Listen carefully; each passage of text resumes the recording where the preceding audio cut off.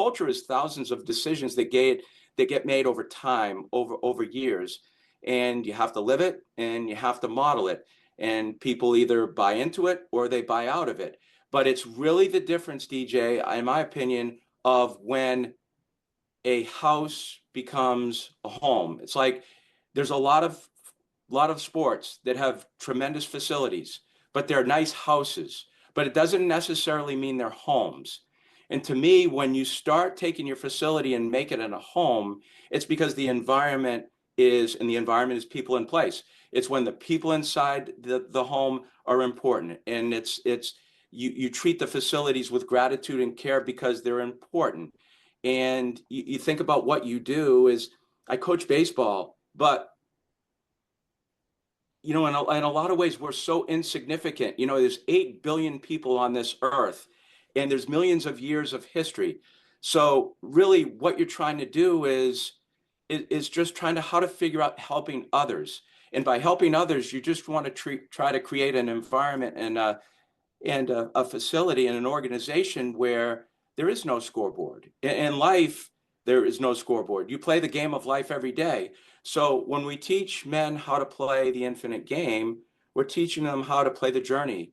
Much to your point, talking about Saban, it's how to create a consistent process. It's how to grow, how to play a team role, how to get better at your craft, how to build deeper bonds, how to learn to take on challenges, how to come back from adversity, how to be vulnerable, uh, how to test your limitations. Because at the end of it, people want to be part of something that is significant. They want to be part of something that matters. It's bigger than them and belong to something that matters. I mean, I think of our world and when people run into troubled situations in life and they take down other people, it's because they're not part of something. They're not part of a team. Even gangs, people belong to gangs because they belong to other things. They belong to something. Not saying it's good or bad, but they belong to it because they belong to something that has to do with other people. But I think that's the gift of teams. It's creating something that really matters to that group. And if you can do that, I think that's really where the wins are. The wins at the end of the year, whether you win a national championship, don't win a national championship, at the end of the year, there's a decompression period where you finally have unloaded, the season's over. And really, it's at that point right there, you say, did I create a nice environment for these kids? Were we successful in doing that? Because at the end, only one team's going to win. So did you win in other ways? And I think the infinite game, when I think of it now, that's really where I put the focus and importance on. Man, what wisdom that was there, coach. I want to just double click for a moment. I like this idea of the finite game, infinite game. I haven't heard this before.